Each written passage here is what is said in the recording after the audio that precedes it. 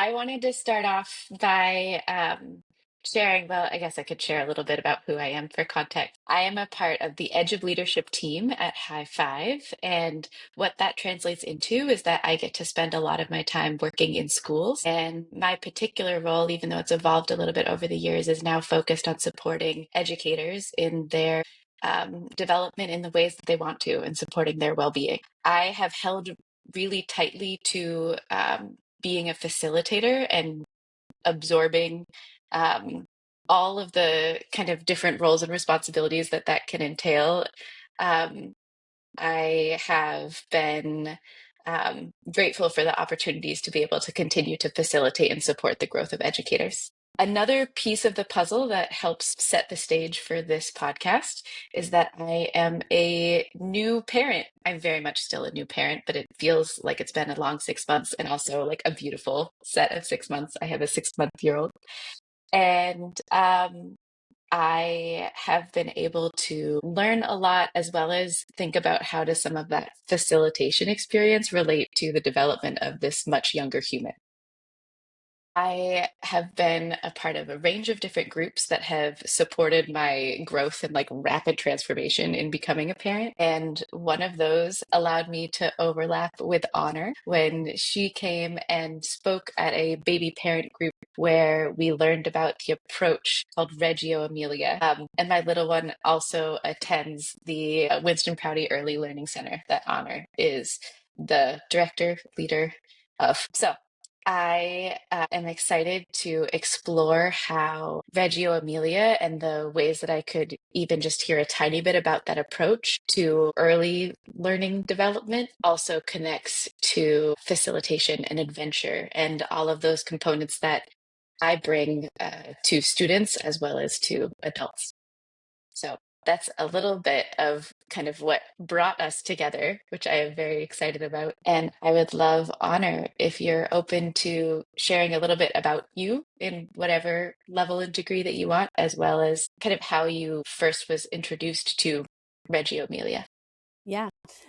So I have been in the field of early education since like 2006. It's what I studied at school. I went to UVM and I got a degree in early childhood education and a teaching license from the state of Vermont. And I never thought that I would be a teacher. I was like, when I was a kid, I had a horrible experience as a young child, like teachers who used to like publicly shame me and like I have ADD. So there was a lot of like, we're not talking about that, or like, you need to whatever. And so I was like, I want to do something that's going to help kids. Like I thought I would be an art therapist, a music therapist, like somebody. I was like, the thing I want to do is like hang out with kids and see what they're interested in and like help them feel like they're valuable in the world. And then I went to UVM and I was undecided. And I took a child development class and learned about this approach, which it's called the Reggio Emilia philosophy because it comes out of a town in Italy called Reggio Emilia. And their premise is first that it's important to state your biases at the outset. So biases in terms of like, what do you believe to be true about children? How do you think that they learn? What do you think is true about teachers and how you teach? And that if you start from a belief that children are capable and competent, even from birth, that will influence how you arrange your classroom. It will influence the things you allow children to do or not to do. And there's like 50 years of research that they've done. They do a lot of anecdotal research and they really view teachers as researchers. And the primary orientation is that learning happens through play and that through observing and watching children and their capabilities and competence that you can all co-construct knowledge together, and that the curriculum is built around the particular children in the room at the time and what they're interested in. And your role is to facilitate deeper thinking, encourage exploration. They talk a lot about relationships, and they refer to relationships both between children and adults, and also between, this is the part that I love, between children and materials, that you actually like build a relationship with the materials and that learning happens over time. So I was very excited about that. I was like, you think that's teaching? Like, awesome. That's what I want to do. Mm. And there's also a huge advocacy component to the work because I think a lot of people don't necessarily think that kids are capable and competent, or there's a lot of an idea of like, we have to protect infants, or there are places where infants aren't even allowed to like be near each other because it's like, well, you might scratch each other, or you might, and that I think is not true in my experience of how children are, that if they, from a very, very young age, they are able to form connections and to like be relational, and that all of our sort of learning happens through relationships. So that's a very brief summary and sort of how I got into it. Could you paint a picture of like what this approach might look like if you entered into a classroom Mm. with, you can kind of choose the age range, but I always think of like the littlest is for me having been the like biggest stretch when I was like, I'm used to doing this work with fifth graders, sixth graders, like adults. And what does it look like to bring this approach to life with the littlest of littlest ones? Yeah, so I worked with a group of infants once, which I did an infant toddler loop. So they started at 2 months old, and then I was with the same kids and the same families for 3 years. And it's really fascinating, I think, because each age is so different, and there's something so fascinating about each age. But I think one of the other components of the philosophy is around like safe risk, and believing that if children are capable and competent, then they should be allowed to do things that may be risky within parameters. And so what that looks like for infants is different than what it looks like for preschoolers. But really having the environment, one of the other components is that the environment, they call the environment the third teacher. And so if you set up the environment in a way that is engaging, first of all, in terms of classroom management. So like for preschoolers, if you put out a ball of Play-Doh in the middle of the table, one child might come over and be like, it's a ball, like I'm going to throw it. And one child might come over and be like, it's Play-Doh, I'm going to smash it.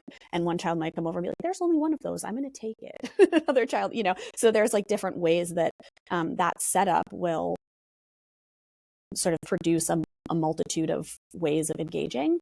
Whereas instead, if you are really intentional about the way you set up the environment, and you put out a piece of Play-Doh and you smash it down and make it flat and put 4 chairs and 4 pieces of Play-Doh and then a big mound in the middle, and you get some dinosaurs and you like make some dinosaur tracks in the flat Play-Doh and then put all the dinosaurs on the mound, it's highly likely that 4 children are going to show up and be like, hey, let's play dinosaurs. And that like in the first scenario, you as the teacher then need to be there to like monitor what they're doing, to resolve any conflicts of like, no, you can't, you have to give them a piece. You can't just take it yourself, or like, no, it's not for smashing, or like what, and that it really is dependent on you as the adult in that scenario. Even though it seems like in theory, a ball of Play-Doh is much more open-ended, it actually requires a lot more of you to be there to manage the conflict and also to direct what they're doing. Whereas in the second scenario, you have an idea, and they often call it a provocation. So you're like provoking children to think in a particular way. You're provoking them to think that they want to play dinosaurs. And it may be there's still open-endedness in that, where one child might come over and be like, I want my dinosaurs to like, play with each other. Or one child might be like, I want to climb the mountain. Or another child might be really intrigued by the tracks that they're making in the Play-Doh. And so that's where then you have the spaciousness to sit back and observe and think, oh, what are they actually really interested in? Is this really about the texture of the Play-Doh? Is this really about the way that the tracks are? Is this really about, oh, you turned all your dinosaur prints into letters. Like you're really interested in literacy. And so let's go with that. So there's a huge amount of sort of unpredictability in the outcome, but a huge amount of intentionality in the setup, if that makes sense. I think a piece that you named around the environment and how you can be really intentional in shaping it creates different outcomes, as well as allows for the adults to take a step back and not be heavily managing, reminds me of how we, as facilitators, use framing, is what we call it, which is more of just like when we're introducing an experience or an activity, we invite the group to focus in on a particular or I guess intrapersonal kind of aspect of the experience, whether it's like exploring trust and trustworthiness or thinking about our communication. And that in the same way, you can't say to infants that like, hey, we're working on blah, blah, blah here, and have that be kind of internalized and digested in the same way that you might be able to with adults. I hear you in talking about how you almost create a framework or that window of what people are really exploring by manipulating the environment. Mm-hmm. And similar to facilitators, in that you also pay attention to just what organically comes up, Mm-hmm. because you may set the stage in a perfect way in order to explore a particular thing and have it go a particular way, and then it doesn't, and you're tuned in and ready to be responsive to that. Yeah, Yeah. absolutely. And I think I just was listening to a podcast the other day about, I think it was Hidden Brain, and they were talking about, it was someone who had like done improv. And we actually Mm. hired someone a couple years ago who in their interview was like, I feel like teaching is sort of like improv in that you kind of are like, you take the yes and. It's like the child offers you the prompt and then you're like, yes, and like maybe your prompt is like, let's stack 12 chairs and then I'm going to climb on one. And you're like, okay, you want to stack chairs and that's not safe. So let's figure out a way to help you do that in a way that's going to work for everybody. Hmm. And I think that's the other thing that's really fascinating to me is I think a lot about the way that saying in our culture that something is child directed or child led or that children have autonomy sometimes can swing to the opposite extreme where it's like that means that then children are allowed to do whatever they want, which is really not at all the goal. That it's really, and I think this might be true about facilitation too, that it's, it's not saying, oh, there's no standards and we just let them do whatever and play all the time. And like we actually are thinking about, yeah, it's really important that kids are learning language. It's really important that they have writing skills and that they're developing math skills. And those things are sort of like in the back of your mind about how can I incorporate these concepts and see like what are they naturally doing. And like those things are important because that's what people naturally do, right? It's not like, oh, I just like made up that like it's important for literacy, so therefore I'm going to impose this on you. It's like Hmm. actually, if you watch children, they want to start counting stuff. Like if you put out a bunch of stuff on a table, they're going to start counting it because that's what they do. And so really tapping into that natural curiosity and sense of like what they want to do and recognizing that also we live in a society. I think for me, a lot of the thing is like how, and I think this stems a lot from Italian culture too, because that's where this philosophy comes from, that they're, I remember I visited there once and they said, our primary concern is not what each individual child is doing. Our interest is in what is the group doing and how can you be a part of a group. And that really our goal is to help support children in learning how to be healthy members of society. And I think that I actually didn't say this before, but a really important piece of how the Reggio philosophy developed is that from my understanding, it was after the war and they were really, the people in the town of Reggio Emilia were really concerned about fascism and about, thinking how do we work to create a society where people are less susceptible to some of those atrocities. And their idea was like, let's start with the youngest citizens. And they really do view even infants as citizens. And just culturally, if you're there, the children are so visible in the society. And I think there's a lot of cultural differences that sometimes make that a barrier to people here to like be able to, because certain things we just can't do. Like when I was visiting there, they had two children out in like a play yard that was outside and the door was closed. There were glass windows so you could see them. But I was pretty sure the teachers had no idea that those kids even were out there. They were like 2 years old and out there like playing with rocks and like doing whatever. And I was like, does anyone even see these children? And they were not concerned because they're not going to be sued for leaving children unattended. And that's I think also where a lot of it is like we're influenced by this approach. And they actually say that. I remember one of the things that one of the women who was like a developer of the approach said when I was there, she was like, don't be a Reggio school. Like, don't be a Reggio school. You don't live in Reggio Emilia. Like, we're a Reggio school, but you should be Winston Prouty. Like, you should be the Brattleboro school. Like, you should be whatever school you are. If you live in a country where there's a war happening, like you're not going to have all nice natural materials that are like neat and tidy. Like you're going to be living in a war. So like you should respond to the environment that you're in, and like learning can still happen in. I just thought of that as an example because there was an amazing photo Hmm. of like, it was a cross-cultural thing and there was a photo of children all like playing on a tank. And so it was like from a country where there was a war going on, and they were essentially saying like children want to play, children want to learn, and like even in any kind of environment that doesn't look like a learning environment, that will continue to happen. And so figuring out how to help facilitate that in any kind of context is possible. Mm. You If I could, mentioned, yeah, go ahead. I think there's a lot of that you've said I kind of resonate with. Even the going back to like school didn't work for you, and it didn't work for me, and I've entered into adventure ed or experiential ed, and that's you find something that works for you. I was talking to an education historian, and he was talking about public school education is really industrialized education. It's designed for a very clear purpose to prepare kids to be the future industrial workers of the future or whatever.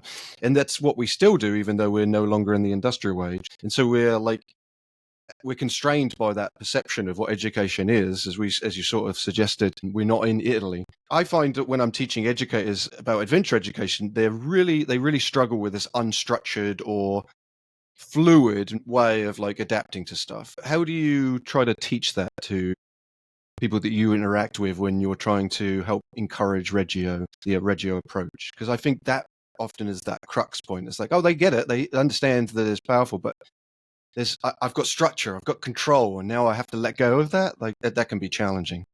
Absolutely. I think that, I would say, is one of the biggest challenges that we face. And I also think that this sort of opposite is true. Like there's a way in which, yeah, I think, man, I want to think, because I feel like there's a huge piece of it is control. I mean, I think one of my professors said the only thing you can predict is that it's going to be unpredictable. Like I remember hearing that in college and just being like, yeah, that's accurate. Like there's lots of stuff going on all the time that you are not in charge of.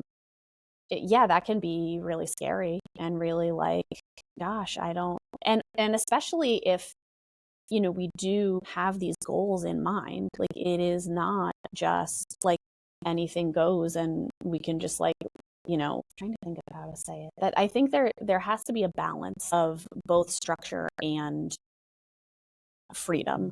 And it's really hard to let go of the need to control. But the truth is, like, we can't control it anyway. Like, and I feel like part of what I see that is so in many programs is like people fighting against the fact that they actually don't have control and try, like they're like, if I give you a worksheet, like then I can make you learn this letter. But like that's not actually how learning happens. And then you sit there like, you have to come back to the table, come sit down, like you have to sit down because you have to learn this letter, like you just spend all your time like still trying to control things that you're not in control of. Like we are not in control of like if a kid is interested in something or not. You're not in control of whether they retain the thing that you told them. Like you're not in charge. There's so much that you're not in charge of. And I think that's an illusion that even in like a highly structured environment, I feel like people spend their time fighting against the fact that they're still not in control of it. And yeah, and in terms of strategies, like I don't know. I think that's something I really struggle with. Like there's a lot of teachers who just get fearful about like what if something happens, or just, and that, like the way that I've handled that is by trying to ask a bunch of questions in interviews about like how comfortable are you with, you know, risk, and how do you, I do think that another huge piece of the Reggio philosophy is also they use documentation a lot, and documentation is not necessarily documenting the specificity of like the facts that the children learned. It's more sort of the story of how the learning unfolded over time, and it's often done through photos or written observations or using the children's words about what they were doing, reflecting with them on the experience. And I think that a huge thing that helped me in my growth was actually watching videos of myself teaching and having an opportunity to reflect on, oh, I thought that was the thing that I, you know, had intended to say. And it turns out that a kid heard a different thing, and then it went, and just being able to see. And I think also, so one thing that I've been noticing, or that I have noticed over time in this job with multiple people who have worked here, is that sometimes teachers will think like, oh, the children like need me to get their, okay, hold on, sorry, I lost my train of thought. Pause for a second. You can edit this part out. Yeah, people internally know that whenever someone says you can edit this part out, I tend to keep it, but I will just because I find it funny. Hey, take that part out, Phil. You like tuck it into the end. Yeah, I just think that's a really, I don't think I have a full answer for that. Like, it's just as a No, I think challenge. that's It's that. I just a think, challenge. yeah, I think that's the perfect answer, is that resignation of like, oh Yeah. no, I totally agree. Yeah. It is that same challenge point. I think it's a structural, maybe societal, cultural. There's lots Hmm. of components we have to almost not fight against, but work with an understanding of like, yes, I understand you've got a structure of 42-minute lesson blocks or whatever, and it becomes hard. There's a lot of things that are against us when it comes to the fluidity of our styles. I will also say that that brings up for me trust. And I think that right now, societally, certainly in this country, I believe trust is at an all-time low. Maybe not an all-time low, but a low for my lifetime. And this approach really requires a huge amount of trust. It requires trust in the children. It requires trust in my own capacity to respond if something does go wrong, right? Like if I'm letting a child do a thing that might be risky, that means I need to be prepared to respond if it doesn't go well. If the child does fall over, or if the child does, we use a lot of actual materials, and we just had a harvest meal, so the kids were helping to make soup, and they were using chopping like cutters, and one of the things cut, and it sliced a kid's finger, right? Like, you have to be prepared for the fact that that can happen. Like, if you're letting kids do risky things, if you're letting them carry sticks around, and they might poke each other, they might, if you're letting two infants be really close next to each other, like one of them might scratch the other one in the face. Like, if you're letting two toddlers be in a really tight space together because they love doing that, one of them might bite each other because they are too crowded and don't have the language, right? So I think it's also, and families put a huge amount of trust in us. And I think that's some element of the fear, is like not wanting something to go wrong, because families expect that we're going to keep their kids safe during the day, and we are. And there's some level of risk that is inherent in being alive that I think can be overlooked. Like, we can't create an environment that is always, and actually it's a disservice to children if we don't let them take risks, because the prime example I think of is this: like, if you lift your child up and put them on top of a structure because they want to go up there and they haven't climbed up themselves, they don't know how high that is, and they might fall off. And so you're actually making it more risky by removing the challenge or removing the risks that they would have from trying to climb up themselves. So I think it's really important. And there is that pushback from people wanting their kids to be safe. And I know it's a lot of like unlearning that needs to happen in order to be fully embracing that philosophy based on what we're kind of taught by society. And I've so appreciated the educators in the infant room of being able to witness and observe how they engage with my little one and others in his class, to see how, like, role modeling a lot of that and supporting me in letting go of the like needing to constantly, I don't know, spot him. Basically, that's what we do in on the challenge course, is like have our hands ready and constantly there.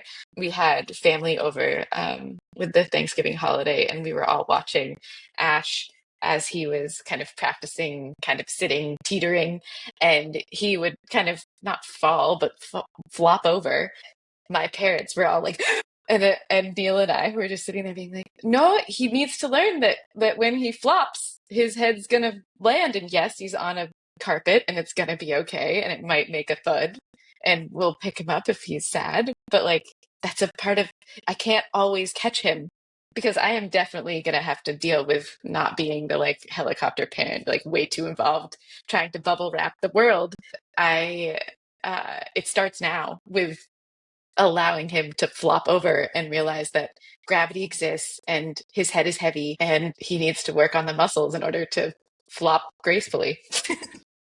I like Yeah. that graceful flopping. Yes. It's an important skill we all need. I honor at the very beginning, you mentioned like stating our biases from the onset. I thought that was a really neat phrase and makes a lot of sense, and also is inviting me to think about bias in a different way, where normally I'm like trying to eliminate all biases. But of course, as you identified, there can be biases that are aligned with our values that are positive and good. Um, And I just found it an interesting exercise. There was a moment when you stated that where I was like, okay, now I need to think about what my biases are as a facilitator. Bill, I invite you to also add anything that you might have in the mix if you think about kind of how High Five approaches adventure education and facilitation. I wrote down choice is essential. And I bet that would be a part of the Reggio Emilia approach too, and allowing people to have that kind of control and autonomy over how they're engaging with materials and each other. All emotions are okay. That's something that I think we really work hard to have a part of our experiences because as we ask people to stretch, emotions do come up. Learning is an emotional experience, especially when it involves other people and attempting to kind of navigate things together. And then the last one that I wrote down, and kind of thinking about how Reggio Emilia is one of the pieces is that like young people are capable or children are capable and looking at like how everyone's capable of rising to challenges and stretching themselves. Those were the three that popped up for me. I don't know, Phil, if there's anything in your mind around what would Yes. be some biases we hold in a good way. Yeah, I would say the importance of empowerment. What you were saying, Honor, of like allowing people to really liked the phrasing of like picking a kid up rather than letting them climb Yeah. up themselves. And the idea that if you take away risk, it increases the risk, which I'm always fascinated by because I'm on our risk management committee and we talk about risk a lot. But there's the idea for us that we teach our kids how to belay, how to support somebody else on a climb. A lot of people are sometimes resistant to that, like idea that, oh, you would allow a child to do that? And that I think is a hard thing for us to try to impart onto others. Like, oh no, we're there, we're still there. The one thing I want to add, and you mentioned helicopter parenting, Anne Louise. Yes. I was at a conference recently. We were talking about risk, and the idea of helicopter and snowplow parenting came up. So you're smoothing the Mm. way, right? And I was sitting next to a guy from Australia, and he made this great comment and then added another layer. He said, what is it with Americans always giving bad things names? Which I thought was an interesting thing. You're right. And he said, what about the names for good parents? And he Mm. said, in Australia, they try to aspire to what they're calling lighthouse parenting, which I'm really resonating with what we're doing, because what it is you're a lighthouse preventing things from hitting the rocks, but you're not driving the boats. You're letting Mm. you're letting the participants steer, and you are just there to protect them from the ultimate hurting themselves. You're a lighthouse. And I really like the idea that a positive framing, or maybe what we do in a parenting sense, is lighthouse parenting. Wonder how, Honor, you might resonate or think about that. That sounds amazing, and it seems like it's really aligned. And I think especially the image is really striking to me, that, lighting the way to help guide, but also illuminating sort of like what they can see. Also, I mean, my experience with lighthouses, right, they go around, and so it's like you might be lighting up a thing that the boat actually can't see. And so it might be, for example, when children are at the table and they're, I'm thinking about preschool, and they're, screaming like, oh, having, a great time, but it's like so loud and nobody can hear anything. I often will walk over to children and just say, hey, so I was over there trying to talk with someone, they were right next to me, and I couldn't hear them because your voice was so loud. Would you mind lowering your voice? So it's like still being respectful of what they're trying to do. Like, they're having a good time. I'm not trying to be like, you have to be quiet, or mouse voice or whatever. I'm trying to respect that they're having conversation as well. But also, again, going back to the idea of like, we're all part of a group. And as part of a group, like, you can't disrupt other people's learning. I mean, you can, but we don't want you to do that. And I think that's one of those biases, right? Like, that everyone, when we come here, everyone has, then they talk a lot about like rights. And actually children refer to, if we call them children with special needs, they say children with special rights, that those children have particular rights that they are entitled to. And I like that we all have a right to learn in this space. We all have a right to be in this space. We all have a right to, I love what you said about emotions, right? Like, we all have a right to feel sad. We all have a right to feel joyful. We all have a right to feel like we see ourselves in the environment. I think that's the other piece of the documentation, is like using photos of children, like, you belong here. Here you are. Here's what you were doing yesterday. Like, let's reflect on that together. And yeah, and that actually sometimes, just going back to the lighthouse thing, I think that's sort of an antidote to the sort of complete hands-off that happens in the opposite. I think that often people are intending to do the opposite thing, and they end up doing the same thing. So just as like a personal example, in my family, mom, if you're listening, sorry about this, that my mom's mom like told her she was the worst thing that ever happened to her. And like that she was like, why are you, you're the source of all my problems. And my mom was like, I'm never going to do that to you. And so she was like, you're the best. And you're like the reason that I'm happy.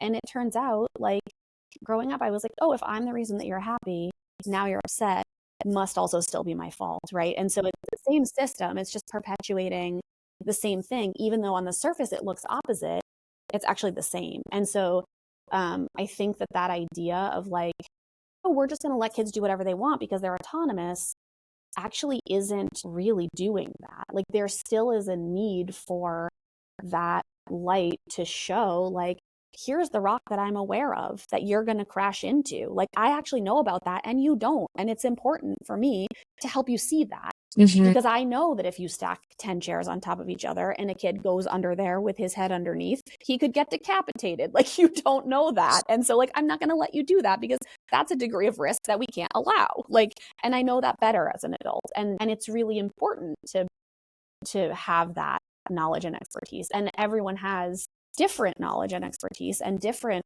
things that they're bringing to the table. And that's just really important. We shouldn't pretend that babies are adults. Babies are not adults. They have expertise about being babies, but they're not adults and they shouldn't be allowed to make all the decisions, because they don't have enough life experience to be able to take on that degree of responsibility. And so finding the right level of responsibility, like what is the level that you can take on that's appropriate for who you are as a person and what what you've shown that you're capable of. And I think about this too, in terms of, I personally, like you might see a lot of people like walking around with kids, like holding ropes. And I personally really don't like that because I feel like it gives a false sense of security. And, and also it's actually kind of dangerous because like the lead kid like goes off and then all the other kids are like dragging behind. But my former co-teacher and I had this like really intense debate because she was like, in a toddler classroom, she was like, I just don't feel like we can go and it's not going to be safe. Like, what if they wander into the road? Like, what if they, so we had this whole back and forth eventually, and I said, I also think that there's a really important role of conflict. And so like, that's this conflict between teachers of like and especially being in early childhood education, it's so much about like our own childhoods and like what we value and what we learned and how like, trying to instill that in children. And so it's really essential to look more deeply at like, where is this coming from and what, like, it's not just arbitrarily like, this is right and this is wrong. And like, this is the way that everybody should parent or everybody should teach or every child should, like that's just also not true. Like, anyway, so we were having this debate about the rope and, I finally got to the point where I was like, well, honestly, like if we go on a walk and you're so anxious that the kids are going to run into the road, that's going to be a really unpleasant experience. And so even though I feel really strongly that we shouldn't like have kids on a rope, I'm willing to, acquiesce to that at this moment. And she was like, no, okay, fine. We'll give it a try. And we practiced inside the building. So I was like, okay, everybody get in the line. Like, let's go out into the hallway. And now if we're all, oh, great. Like we built on the success. Like you went all the way through the hallway. Okay, now let's go this way. Like follow me. And then eventually we were able to go out and they did so well because, we knew that we could trust them because we had started small and built up to it and explained to them, like, this is what we're working towards. And they got really excited about like, yeah, we want to go on a walk and, okay, great. So let's incrementally start like scaffold what you can do to get. I'm going to start with a long rambling. Sorry. Those are the best. It reminds me of when we've entered into conversations, whether it's with middle schoolers or with adults, and been able to work through conflict or been able to have conversations about emotions that have come up where it can be more comfortable in some ways to like sweep that under the rug, but to be able to really trust the group in having the ability to go there has felt really powerful, I think, for all involved. And that we didn't just say like, hey, let's learn each other's names. Now let's deal with this big thing that came up. Like there's a lot of incremental steps of building that relationship, building that trust, even the like emotional vocabulary or ways of being able to engage in conversation that can feel valuing for everybody are steps that we take in order to be able to go there. But in the same way of how do we build folks up because we know that we're capable and can get there and that we need to I've definitely, as a facilitator, had to take some deep breaths and be like, no, I'm hesitant about going there because of something within me and not necessarily within the group. And how can I lean on co-facilitators and colleagues as well as have my own strategies in order to be able to enter into the space that the group can handle? And I just need to get there too. I'm also thinking about the role of problem solving and conflict. And like, it was incredible to me to watch these videos of children in this like Italian culture, from my perspective, just like yelling at each other and disagreeing and vehemently like waving their hands and like arguing. And the teachers just let them argue because they're learning how to communicate. They're learning how to express themselves. They're learning how to think through their ideas. They're learning how to disagree. Like they're all these things that they are learning through that conflict. And that if we are just sort of like, we don't want there to be conflict, so I'm going to come in and tell you have to share, and here's a 5-minute timer, like problem solved. Also, no, like then the kid is mad because they wanted to have a turn and you told them it wasn't their turn, and then they're mad at you, right? Like, and so actually, again, like with risk, I think with conflict, if we try to like put a lid on it, it actually leads to more conflict because then the kid has a grudge, and like a week later they're like, well, that's the kid that made me have the 5-minute timer or whatever. Like that's, and that doesn't lead to more positive relationships. And I love telling stories about kids and like examples of things that I've seen that are amazing. And this one time I was working with a group of 2-year-olds, and 2 kids wanted the same truck, and they really wanted the same truck. And I was like, oh, okay, I'm going to hold on to the truck for a second. We're going to talk about it. Like, you want the truck and you want the truck. Like, what are we going to do? And my co-teacher actually videotaped it because we were trying to do a thing on like practices to reduce anxiety in the classroom. And so we wanted to like videotape every time there was a conflict to see how it happened. And so these 2 kids were there, and then another kid came over and was like, oh, what's going on? Like, and it went on for 8.5 minutes of these 2-year-olds having a conversation about what we were going to do of like they both wanted to use the same truck. And it was, started out with, well, how about I use it and he goes away? And I was like, okay, what do you think of that idea? And the other kid was like, no, how about I use it and he goes away? And I was like, oh, what do you think of that idea? And he's like, no. And so I was like, okay, I guess that idea won't work. Like, we got to keep thinking of more stuff. And so we were thinking, and then a couple of kids came, how about we share? Oh, that's a great idea. What does that mean? Well, how about he'll have a turn and then he'll have a turn? No, I don't agree. Anyway, so like just kept going. Like, I don't agree. And eventually one of the children said, well, how about if I hide it and then whoever finds it first will get to use it? And I was like, it was such a moment of me being like, okay, I facilitated this entire thing. It's been going on for like 7 minutes. It was a long time for a group of toddlers. And I was like, this just isn't going to go well. Like, this is not like this. And all the kids were like, yes, we solved the problem. Like, they're like jumping up and down, like, so excited. We solved the problem. We all agree to that idea. And I was like, well, and I even said to them, I was like, are you sure that that's a good solution? Because I'm pretty sure that if he hides it, he'll know where it is and then he'll find it. Like, are you really? And they were like, no, I'm a really good finder. And I was like, okay, well, I guess like that's the solution. And so like he went over and he hid it. And I was really anticipating that like when he found it, because obviously he was standing right next to it, that everybody was going to get upset. And he hid it. And he was like, okay, I hid it. And he was like, I found it. And all the kids, they were like, okay. And then they just like went about their life. Like, and then one kid was like, oh, I want to play like hide and seek now, or like I want to play, and I was just like, never in a billion years would I've been like, the way I'm going to solve this problem is to come over here and tell you that you should hide it. And then whoever finds it first is going to get it. Like, never. And they all thought that was so fair. They were like, that's totally fair. It's good. We like that idea. Okay. Mm-hmm. So funny. I think being able to go with the group and be able to allow for, like, that is what adventure is just like being open to that unexpected and being willing to see what comes of it. And as you mentioned, like you were probably poised and ready in order to support some emotions that might come up after they made a decision and then they had emotional consequences to like, wait a second, you found that in 2 seconds. But yeah, that's what adventure is just like the yes and being able to roll with what comes next. Awesome. So we are at time. So thank you both for this conversation. I've enjoyed it immensely. I've taken many notes. And I specifically resonate with the idea of everyone has a right. And I like that in terms of like, how do we consider the way that we teach? And Louise, any final thoughts from you? No, just thank you, Honor, for saying yes when I reached out and I had my parent hat on and then switched to my high five hat, even though I wear them both all the time. And grateful for you being willing to jump into this conversation. Awesome. Thank you so much, Anna. Thank you. I'm going to stop the recording.